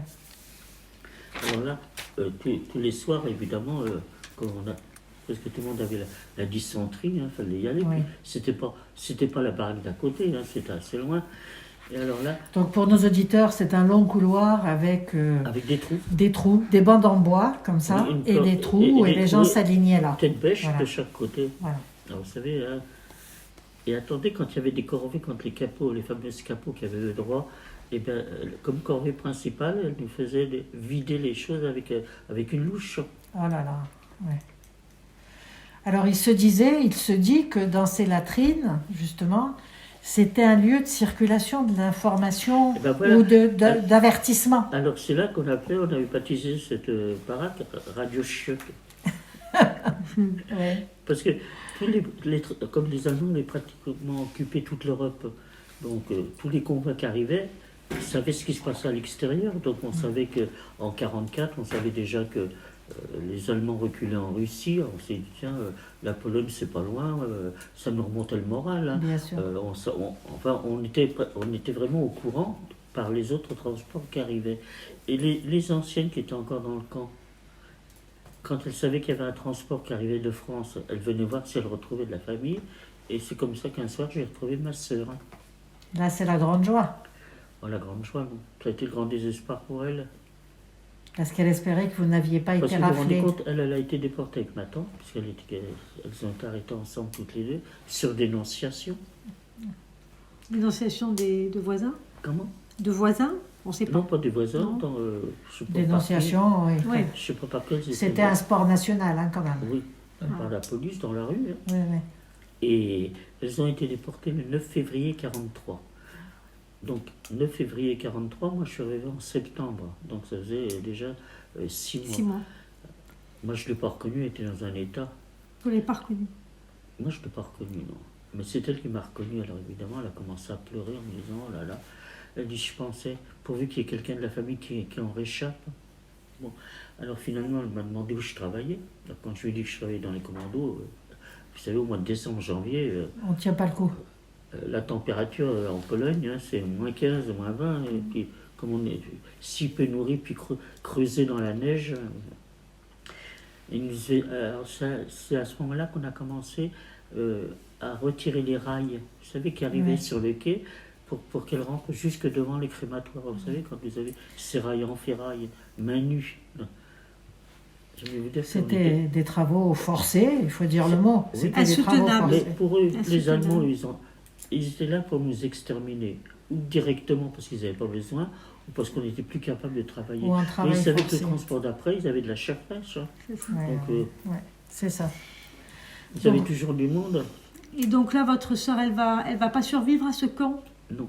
Alors ma sœur, quand elle m'a demandé où je travaillais, que je lui ai dit là, elle savait très bien que Oui, c'était fatal. c'était la fin. Et alors elle avait fait la connaissance d'une jeune femme, c'était une Belge qui s'appelait Mala. Je ne sais pas si vous avez entendu parler. Non. Non, non. C'était- Alors elle travaillait comme interprète dans les bureaux allemands parce qu'elle parlait plusieurs langues. Et elle avait fait la connaissance d'un prisonnier polonais, mais pas un juif, Oui. aussi qui travaillait dans les bureaux. Et un jour, elle a réussi à voler des documents importants dans le bureau. Et avec le Polonais, ils ont réussi tous les deux à s'évader. Alors, pendant 3 semaines, on ne les a pas retrouvés. Et finalement, ils ont été dénoncés aussi. On les a ramenés au camp. Alors lui, lui en tant que Polonais catholique, il a été fusillé. Mais elle est restée dans la prison, enfin là-bas. Oui. Je ne sais pas si vous avez vu comment était la prison. Et ensuite, ils l'ont ramené au camp de Birkenau. Ils ont dressé une estrade. Et ils ont mis tous les déportés à l'appel devant l'estrade. Et ils l'ont pendu devant nous. C'est incroyable, ce besoin d'être cruel, quoi. Vraiment pour déstabiliser, c'est Et elle a incroyable. réussi, avant qu'ils la pendent, de cracher la figure de l'USS. Et ils l'ont pendu devant nous. Ils sont restés debout à l'appel, là, pour bien nous montrer que si on voulait s'évader, ce qui nous arriverait. Ouais. Et alors, comme ma sœur, elle connaissait cette femme, elle a été la trouver, comme elle était bien placée dans les bureaux, en disant, bon, bah, ma petite sœur est là, et elle lui expliquait. Alors elle avait la faculté, parce qu'elle avait les fiches des commandos, vous savez. Oui. Donc, il y avait tellement de décès, elle arrivait quand même. C'était facile Donc, d'interverser une fiche. Alors elle m'a fait sortir de ce commando avec mon ami Marie. Et on est rentré travailler dans une baraque à l'intérieur du camp qui s'appelait la Weberra. C'était une fabrique où on faisait du tissage. Oui, donc un atelier de tissage. Oui, alors évidemment, on était à l'abri des intempéries, mais le travail, c'était toujours 12 heures par jour. Il fallait qu'on fasse des tresses. Alors ils nous donnaient, vous savez, des vêtements. Il y en avait des vêtements qu'ils ne voulaient pas utiliser. Ils faisaient des bandes de tissu, des bandes de fil de fer, des bandes de caoutchouc. Il fallait faire des tresses. Vous voyez, De la récupération, en fait. Alors, et ensuite, il fallait enrouler ça. Vous savez que sur les chantiers, vous avez des gros rouleaux électriques. Les vous savez, bobines, là, les électriques. bobines. Oui. Donc, il fallait enrouler ça. Alors, on se demandait à quoi ça pouvait servir. Mais enfin, voilà le travail. Alors, on faisait ça 12 heures par jour, debout. Pensez, Sans manger. sans Toujours bien sans sûr. manger, Bah bien oui, sûr. On avait que le repas du soir. Ouais. Et en étant de plus en plus maigre chaque jour. Bah, bien sûr, vous vous Bien rendez sûr. compte. dans l'état. On a le sentiment, madame... Et pour vous Pardon. dire, déjà au mois de janvier, quand j'ai quitté le travail extérieur, sur les 106 femmes, il ne restait plus que 50. Hein, en l'espace de 3 mois. En 3 mois, 50 personnes sont mortes d'épuisement, en fait, ou de Et contamination. votre sœur est morte dans ce camp? Attendez, je finis donc. J'ai travaillé dans la Bébéra jusqu'au mois d'avril 44. Donc avec ma soeur, elle était dans la barre d'à côté, elle faisait de la couture. Et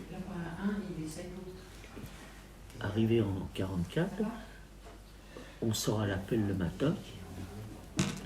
Et puis comme les baraques étaient tellement grandes, moi j'étais à un bout de la baraque, ma soeur était à l'autre bout, on ne pouvait pas changer. Donc je sors à l'appel et puis je ne vois pas ma soeur. Alors je rentre dans la baraque, elle était couchée. Alors je dis Fanny, lève-toi, tu sais que c'est celle qui restait dans les baraques. L'après-midi, il y avait le camion qui passait, qui nous emmenait. Hein. Oui, c'était fatal en fait, de ne pas pouvoir aller travailler, ça c'était fatal. Donc, alors elle n'en pouvait plus, elle dit non, je suis allé au Révire. Le Révire, c'était le camp, ça s'appelle l'infirmerie. Là, Façon de parler. oui, façon de parler. Alors elle me dit non, laisse-moi, j'en peux plus. Enfin, elle avait été mordue par un chien, elle était couverte de plaies. Ça s'est infecté sûrement avec l'état de santé. Elle était dans un état, mais enfin, elle avait quand même une force, elle avait toute sa tête, hein, elle est formidable. Et là, elle m'a pris dans ses bras, puis elle m'a dit, écoute, tu me promets, au moins 10 fois, elle m'a dit, tu me promets, si tu arrives à t'en sortir, hein, raconte ce qui nous est arrivé. Raconte pour que les gens, qu'on ne soit pas les oubliés de l'histoire.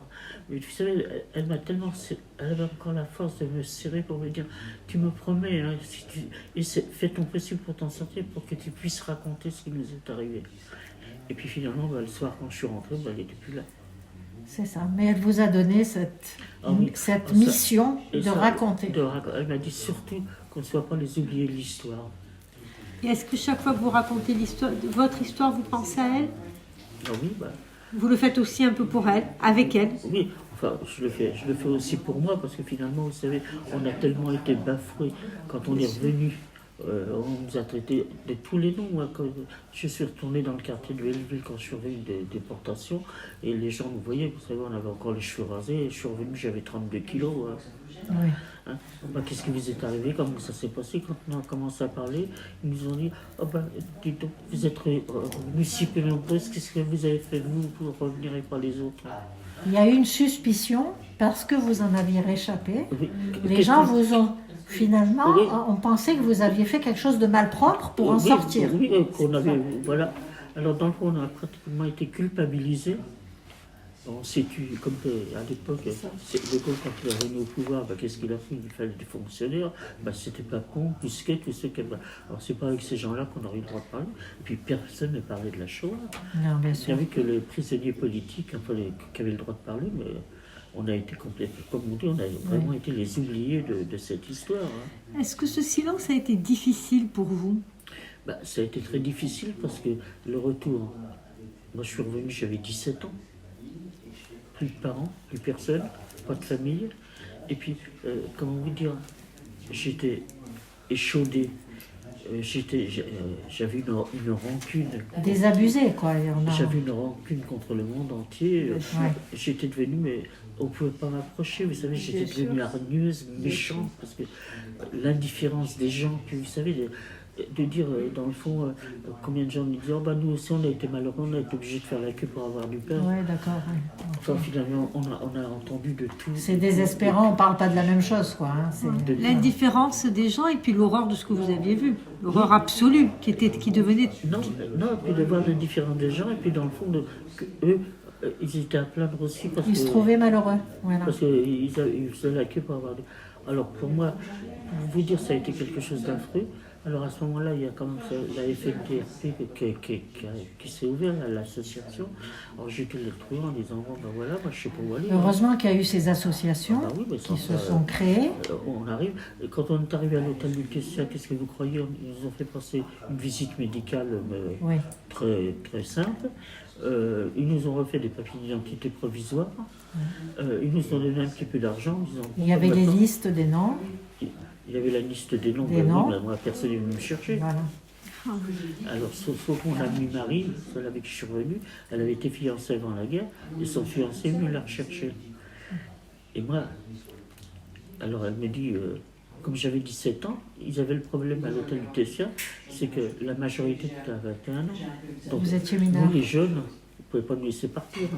Ils ne savaient pas quoi faire de nous, rien n'était organisé. Bien sûr. Alors il a fallu attendre 2-3 jours pour que quelqu'un veuille s'occuper de nous. Enfin, on était pas mal à l'hôtel du Tessia, mais enfin, on sentait qu'ils Oui. ils étaient débordés, ils étaient dépassés par Que vous les n'alliez pas événements. pouvoir rester De longtemps. voir tous ces jeunes qui revenaient, qui ne pouvaient pas savoir quoi en faire. Et à ce moment-là, il y a des gens de Lozé qui sont venus et qui nous ont récupérés. Donc c'est Lozé qui vous a récupéré au Qui nous a Lutetia. récupérés à l'hôtel Lutetia. Donc ils nous ont emmenés, évidemment, à une porte de Paris, je ne me rappelle même plus où, dans un orphelinat. Oui, bien Vous sûr. vous rendez compte, avec tout ce que j'avais passé à 17 ans, j'avais rien d'une gamine. Hein.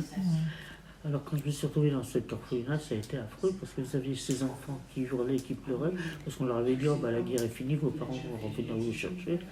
Alors j'ai dit, c'est pas possible, je peux rester là-dedans. Alors mon amie Marie, quand elle est partie avec son fiancé, elle m'avait dit, quand tu pourras sortir de l'hôtel du Tessia, tu sais pas où aller, tu viens. Elle m'avait laissé Oui, son vous adresse. aviez une grande amitié. Ah bah oui. On rendait Voilà, compte, c'était solide. puisqu'on avait passé ensemble. Bien Voilà, sûr. voilà, Et elle est toujours vivante? Non, elle est décédée il y a une dizaine d'années à l'hôpital Saint-Ouen, voilà.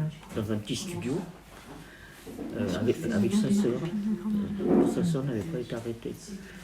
Et donc, on a vécu comme on a pu, toutes les trois. Alors même, il y avait un lit, on dormait par terre, parce qu'on était incapable de dormir dans le lit. Comment on se reconstruit après ça? Les étapes de reconstruction. Toute seule, elle, c'était plus facile parce qu'elle a retrouvé son Oui, fiancé. voilà. Et quelques mois après, elle s'est mariée. Elle avait quand même 27 ans, elle avait Ouais, 10 ouais. ans de plus que moi. Hein. Et Bien sûr. vous savez, quand un couple se marie, on ne peut pas vivre ensemble dans un studio. Hein. Bien sûr. Bien sûr. Alors je me dis, bon, maintenant ça va un peu mieux, je vais me débrouiller. Alors c'est là que j'ai été trouver la FNDRP, en leur expliquant que je ne savais pas aller, mais il faudrait que vous cherchiez du travail. Je dis, oui, chercher du travail. Moi, j'ai quitté l'école, j'avais 12 ans. Bien sûr, c'était... J'ai passé mon certificat d'études à 12 ans. Quand j'allais quelque part pour chercher du travail, et puis dans l'état où j'étais, et psychologiquement, et puis physiquement, je ne sais pas, et puis faire quel genre de travail. Hein? Alors, à chaque fois, puis quand des fois les gens étaient un peu plus complaisants, me disaient, vous avez des références? Qu'est-ce que vous voulez que je leur dise complètement? Alors, quand est-ce que Esther Tzic devient Esther Senot? On va parler de choses agréables. Quand j'ai connu mon mari. Bon, alors disons qu'après, entre-temps évidemment, quand à la FNDRP, ils m'ont trouvé un petit studio dans le 11e. Ouais. Et puis là, entre-temps, entre le moment où j'ai quitté mon ami Marie et puis de trouver ce studio, j'étais complètement démoralisé, vous voyez. Il y avait beaucoup de femmes qui ont fait des tentatives de suicide là-bas. Mais oui, il y a de quoi, bien sûr. Jamais ça m'est venu à l'idée, parce que moi j'avais toujours la pensée de dire, je ne vais pas mourir. Hein. Et puis la promesse que j'avais faite, j'étais revenu, il fallait que je parte. Là, Un instinct de vie, plus la promesse de parler que vous avez faite à votre sœur. Donc, mais là, j'étais tellement... J'en pouvais plus. Alors, évidemment, les médecins, quand vous êtes fait un peu de déprime, les médicaments, j'en ai pris en grande quantité et je me suis retrouvé dans un hôpital là. Je suis resté 6 mois à me remettre de cette déprime. Ça a été long. Hein. Non. Oui, en même temps, vous aviez quand même des... Comment? En même temps, vous aviez quand même de sérieux traumatismes. C'est-à-dire que moi, mon but, c'était de rentrer. J'étais rentré, puis j'avais plus de but. C'est ça. Oui, c'est ça. Vous savez, quand vous avez un but, on dit, il faut que je l'atteigne. Puis quand Il y vous a un l'avez vide atteint, après, oui. il n'y a plus Il y a un rien. vide. Ouais. Et puis toutes ces réflexions qu'on entendait, les gens vivaient, c'est normal, ça faisait 1 an que la France était libérée, les camps... C'est-à-dire que le regard des autres, quand vous avez réussi à survivre, a été une épreuve supplémentaire en fait. Oui, je vous dis, on a été culpabilisés. C'est ça, c'est ça. Alors finalement, quand je suis sorti de l'hôpital, je me suis dit, bon, maintenant, prendre une décision, hein, où on vit, où on se laisse mourir.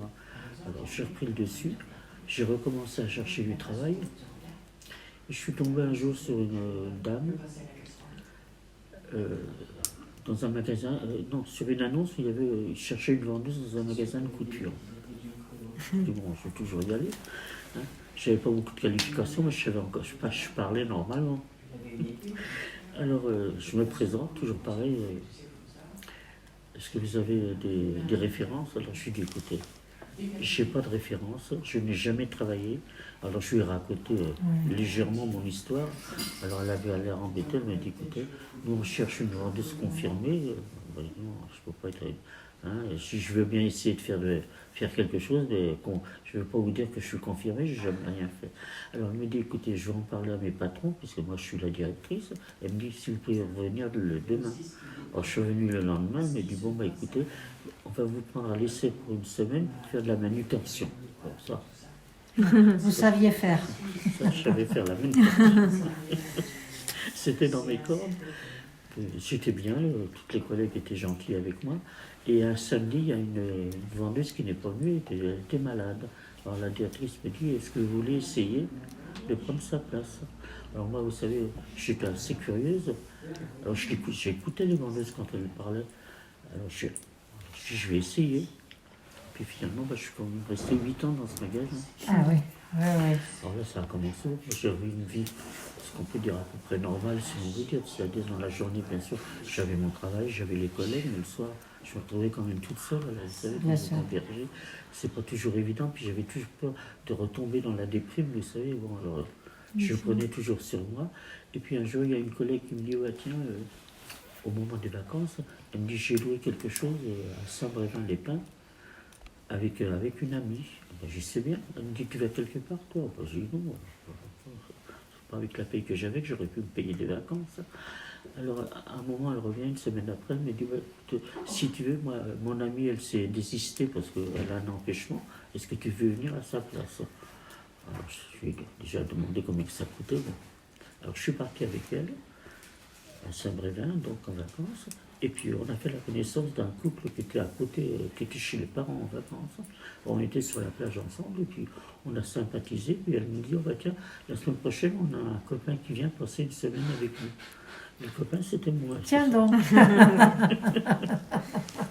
Alors toujours le petit miracle, hein, les vacances, on vous invite en vacances, la petite amie, les amis qui viennent font venir leur ami. C'est très bien. Voilà. Donc c'est vraiment magnifique, une très belle histoire. Et je voudrais savoir, finalement, quand est-ce que vous avez vraiment décidé comme ça de témoigner dans les écoles, etc. Et quel a été votre levier? Est-ce que vous pensiez, bon bien sûr, vous nous l'avez dit, la promesse à votre sœur, ça va de soi. Mais est-ce que vous aviez déjà conscience qu'il pouvait y avoir du négationnisme? Est-ce que vous voulez faire réfléchir les jeunes? Est-ce que, voilà. C'est-à-dire que bon, je raconte mon histoire, les jeunes posent des questions. Oui. Alors c'est quand même plus facile, vous savez. C'est pour ça que quand je dis que pour mes enfants, moi je n'aurais jamais pu les asseoir en disant je vais vous raconter ce qui m'est arrivé. C'est pas possible. Oui. C'est pas possible. Bien sûr. Vous arrivez à répondre à des questions, mais pas... Mais Par finalement... exemple, si ça avait été enseigné dans les écoles, ils seraient revenus en disant tiens maman, on a ce programme, qu'est-ce qui s'est passé? Exactement. À ce moment-là, on peut essayer d'arranger les choses, de leur expliquer. Mais quand ils ne demandent rien, ils ont une vie normale. Ça aurait été comme remettre à nouveau en scène cette histoire, la faire réémerger à partir de rien, à partir d'aucune question, à partir d'aucun enseignement. Ah. D'où l'importance de votre témoignage vivant, parce que aucun livre d'histoire ne peut avoir la même force que ce témoignage. Combien de fois je reçois des lettres en me disant oui, bien sûr, le professeur nous raconte, mais bien sûr. Ça n'est pas incarné en quelqu'un. Ça n'a pas. Oui.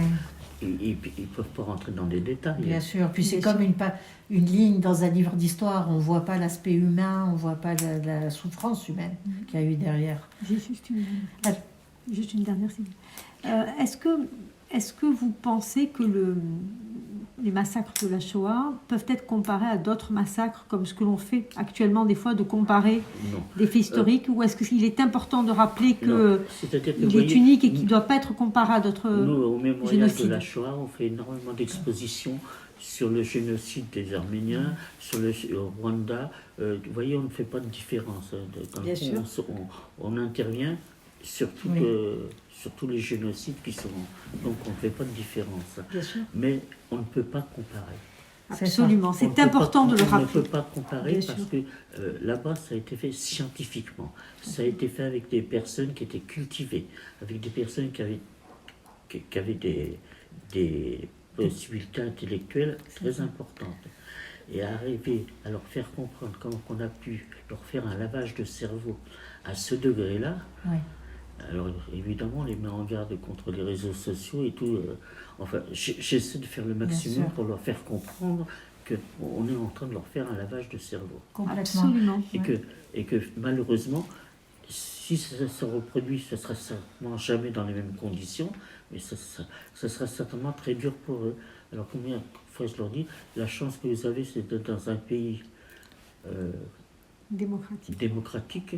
Alors je dis des fois, elle est un peu bancale, elle n'est pas toujours à notre idée, mais c'est ce qu'on a fait de mieux. Oui, Alors essayer de la protéger le plus longtemps possible. tout à fait. Oui. Tout à fait. Enfin tout ça c'est des mots.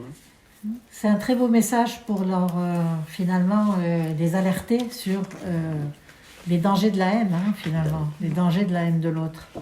Et sur l'amalgame aussi qu'ils font quelquefois entre juifs, entre israéliens, entre la situation en Je ne vous ai Israël. même pas parlé de la marche. Il y a- Je vous ai même pas parlé de la justement- marche de la mort. Alors justement, j'allais vous poser une dernière question et on fera le montage après. C'était parce qu'on a sauté ça. Je voudrais avant, tant qu'on est dans cette dynamique-là, que vous donniez une petite phrase de message aux jeunes ou aux gens qui nous écoutent. Un petit message. Ben, écoutez, un petit message. Voilà, j'ai tout mélangé. C'est se prémunir de quoi? De la haine, de l'ignorance, du dogmatisme.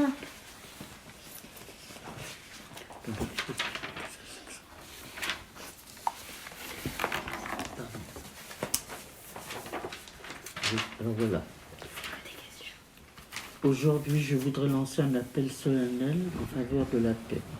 Les guerres actuelles ne se déclenchent pas seulement pour des raisons politiques, mais si l'on se réfère aux conflits qui ensanglantent notre monde actuel pour des causes idéologiques, ethniques ou religieuses.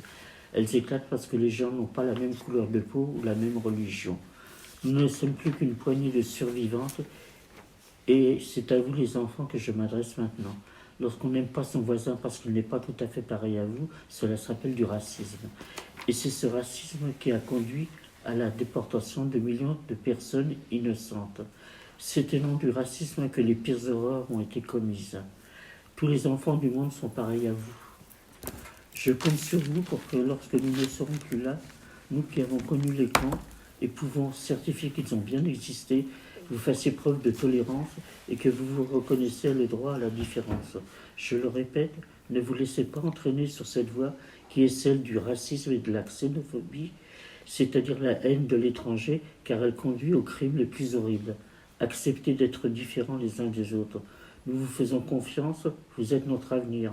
Ne nous décevez pas, faites preuve de tolérance, de compréhension, si vous voulez continuer à vivre dans un monde de paix. Vous vivez en France, dans un pays démocratique, alors essayez de la protéger le plus longtemps possible. C'est un très beau message. Merci Esther Senot. Merci Madame Senot pour votre dignité, pour votre message d'espoir et pour l'optimisme que vous avez réussi à nous transmettre malgré toutes les souffrances que vous avez vécues. Et là, je voudrais dire, le message a été écrit il n'y a pas longtemps, il date de 2015, par un enfant qui a été caché pendant la guerre, il n'a pas été déporté. Et ça a trait à la rafle, cette fameuse rafle du Veldiv, où il y a eu 14 000 personnes qui ont été arrêtées et 1100 enfants. Alors ça s'appelle Raconte mon histoire. Raconte mon histoire car moi je ne peux pas. J'étais enfant alors, ça fait longtemps déjà. On habitait Saint-Paul. Mon nom c'était Maurice. Papa était tailleur, maman était nourrice. Chez nous c'était petit mais on y était bien. J'avais plein de cahiers, je ne sais plus combien. Papa était très fier car j'y dessinais tout. Pendant que lui cousait, ses cheveux étaient roux. Raconte mon histoire car moi je ne peux plus. Maman était très belle, elle aurait voulu qu'après, une fois grand, je devienne docteur. Ils ont sonné très fort et elle m'a dit n'aie pas peur. Dis bien comment ils ont enfoncé notre porte. Ils voulaient qu'on s'habille vite et puis qu'on sorte. Maman criait très fort, alors ils l'ont frappé. Et dans la rue en bas, le bus nous attendait. Papa voulait savoir où on nous emmenait, mais l'agent l'a poussé, l'a fait tomber. Au Veldiv, tu le sais toi, alors dis-leur, tous ces gens qui avaient très peur. Moi je ne pourrais pas, c'était il y a longtemps. Je bouchais mon nez dans ce WC dégoûtant. On avait soif, pas d'eau. Ma sœur Rebecca s'était évanouie dans les bras de papa. Toi qui n'étais pas né en ce temps-là, dis-leur, tu n'étais pas monté dans ces bus de malheur. Ils ne t'avaient pas vu, donc tu étais sauvé. Et alors maintenant, à toi de raconter. Fais-le pour moi, et pour mon père, et pour ma mère, pour Rebecca aussi, et ceux qu'ils ont fait taire. Pour mon ami, pianiste, le petit Nathaniel, qui ne jouera jamais à la salle Playel. Pour tous les camarades avec qui je jouais dans le jardin d'enfants, enfants qui promettaient de devenir docteurs, comptables ou musiciens, mais qu'ils ont entassés dans ces infâmes trains. Tu dois la raconter, mon histoire, promets. J'ai même pas 5 ans. Et puis comment parler quand ma mère me serre très fort contre son sein, et puis que je suis mort avec elle dans ce train. Un message terrible, et c'est ce que vous faites aussi, c'est de créer des témoins. Ces jeunes qui vous ont entendu deviennent eux-mêmes les témoins de témoins. Vous vouliez dire un mot de la marche de la mort? Oui. Alors, en fait, le 5 mai 1945, les Américains entrent dans le camp. C'est la libération. Comment ça s'est passé, le départ pour la marche de la mort? Le départ de la marche de la mort se fait le 17 janvier 1945. Ah, tôt, donc bien avant la libération. Ah bah oui, c'est les Russes qui ont libéré le camp d'Auschwitz. Ouais. Le 17 janvier. Donc c'est là que... Oui. C'est là que donc ils nous ont fait mettre à l'appel, ils nous ont fait sortir du camp. Ouais. Alors, on était des milliers, les hommes, les femmes, sur les routes. Donc en janvier 1945, par moins 20 degrés. Ouais. Et on a marché comme ça pendant des jours. Alors ceux qui n'arrivaient pas, alors le premier jour on était toujours par rang par 5, encadrés par les SS et les chiens. Et ceux qui ne pouvaient plus avancer, qui tombaient, ils leur mettaient une balle dans la nuque. Et hop, sur le côté de la route. Et on a marché comme ça. Le premier soir, on a dormi dans une grange, alors entassés les unes sur les autres, enfin quelques heures.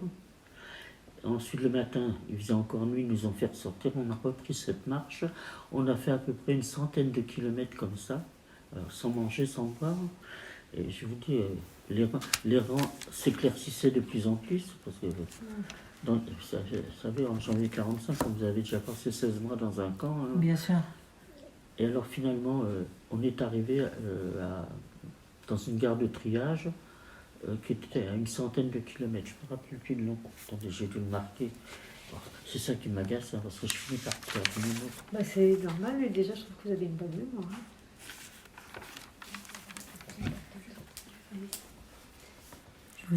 Vous étiez passé par Bergen-Belsen? Donc on est arrivé, on est arrivé dans cette gare de triage qui était à une centaine de kilomètres, donc on a mis à peu près 3 ou 4 jours de marche comme ça.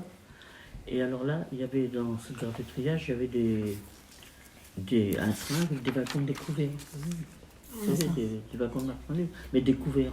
Alors ils nous ont mis là-dedans, là, évidemment, avec la neige qui tombait. On est arrivé au camp de Bergen-Belsen. Alors là, quand on est entré au camp de Bergen-Belsen, ça a été le mouroir. Vous deviez être gelé. Parce que, vous savez, au fur et à mesure que l'avance des Russes en Pologne avançait, ils évacuaient les camps. Alors, ils évacuaient les camps pour les mettre dans des camps dans le centre, dans le sud de l'Allemagne, mais qui étaient déjà surpeuplés. C'est ça. Et puis, il n'y avait plus d'organisation, il n'y avait plus rien. Moi, quand je suis arrivé au camp de Bergen-Belsen, il y avait une épidémie de typhus, les gens mouraient comme des mouches, pour vous dire. Ils ont été libérés le 24 avril, je crois, par les Anglais.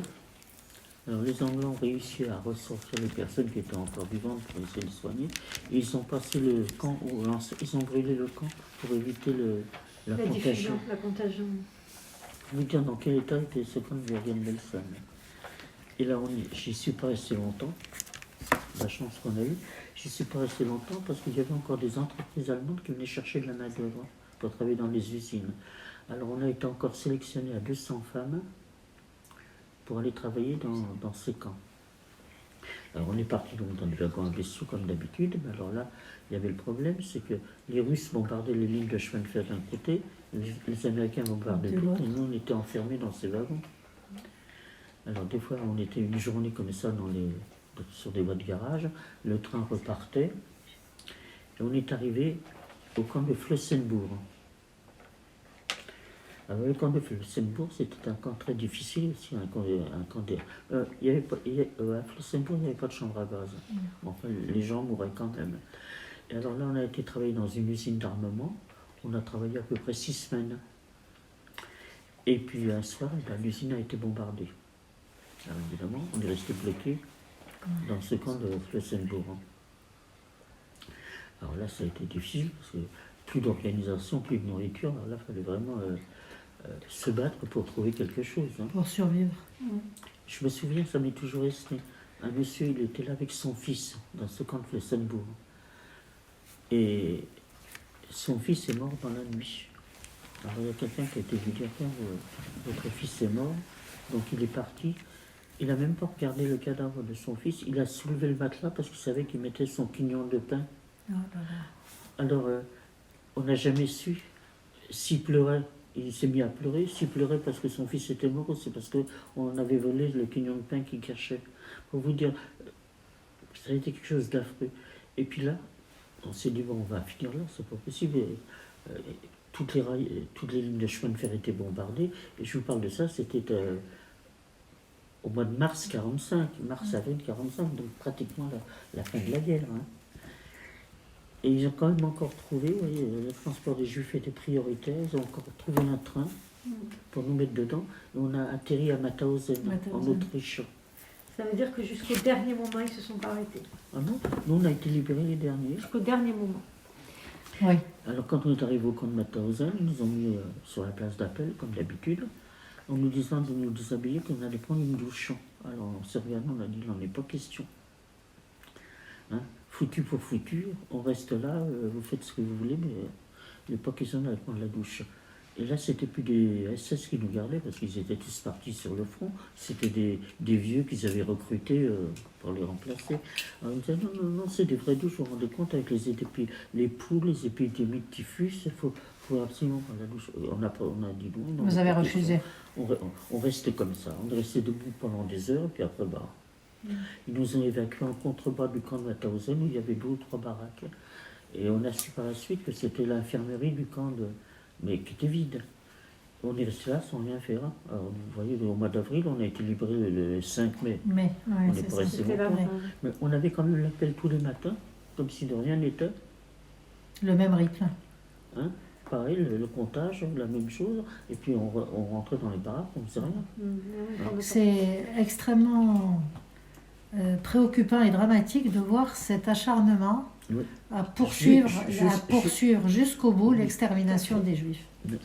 Sans aucun bénéfice en attente, ni territorial, ni politique, ni économique. Vraiment pour faire disparaître la race. Et alors, on est arrivé comme ça jusqu'au 5 mai. On a eu l'appel le matin encore, c'était un samedi. Et on est rentré dans les baraques. Et à 1h de l'après-midi, il faisait beau là. Alors, devant la baraque, bien sûr, il y avait les clôtures. Enfin, on avait un espace où on pouvait s'allonger par terre, il faisait beau. On a vu un drapeau blanc, parce que Mauthausen est une forteresse qui était en hauteur. Alors, on a vu un drapeau blanc en haut de la forteresse, et puis on a vu descendre des hommes, vous savez, avec leur costume rayon, on les voyait de loin, qui descendaient en courant vers nos baraques en disant « Ne restez pas là, les Allemands sont partis », mais ils ont dit qu'ils allaient revenir parce qu'il ne faut pas qu'ils laissent de survivants. Alors il dit « La première chose qu'ils vont faire, c'est d'arriver dans vos baraques, ne restez pas là ». Et eux, ils sont partis. Alors on s'est dit « Restez pas là, allez où ?» Et puis moi, le matin, déjà à l'appel, je ne tenais plus debout. Alors mon amie Marie, elle m'a dit oh, quand même, on va essayer. Alors on est parti peut-être à une dizaine. On est sorti du camp, puisqu'ils avaient ouvert les portes, ils étaient partis. Et puis il y avait une petite forêt qui était pas loin. Alors on est rentré dans cette forêt en marchant tout doucement. Et de loin, on voyait une route nationale avec des engins militaires. Vous savez, les engins militaires, quand ils sont camouflés, ça se ressemble. On ne sait pas qui c'est. C'est ça. Alors évidemment, on essaie de se cacher le plus longtemps possible. Puis à un moment, on a trouvé une petite route un petit chemin, un petit sentier dans la forêt. On a continué à marcher pendant peut-être 1 kilomètre. Et puis là, on s'est retrouvé devant un bâtiment. C'était un ancien couvent qui avait été transformé en hôpital militaire pour les SS qui avaient été blessés sur le front russe. Et devant la porte du couvent, il y avait des prisonniers de guerre français qui étaient là en tant que prisonniers de guerre. Et ils travaillaient dans l'intendance, ils travaillaient dans cet hôpital. Et puis comme la guerre était finie pour eux, ils étaient devant la porte. Ils nous ont vu arriver, on est tombés, ils nous ont ramassés. Ben Ils oui, nous ont emmenés dans leur baraque. Là, ils ont essayé de nous donner à manger, on ne pouvait plus rien avaler. Et les Allemands ont capitulé le 8 mai. Donc, ils ont occupé cet hôpital, puisque c'est avec des SS dans l'hôpital. Donc, ils ont occupé cet hôpital, et puis les Français ont été détruits en disant on a récupéré quelques femmes qui sont en train de mourir, on ne sait pas quoi faire. Alors, la chance qu'on a eue, c'est que dans toutes les armées, il y a des médecins militaires. bien sûr. Donc, ils nous ont trouvé une chambre, enfin, ils nous ont évacué une chambre, ils nous ont mis là. Bon.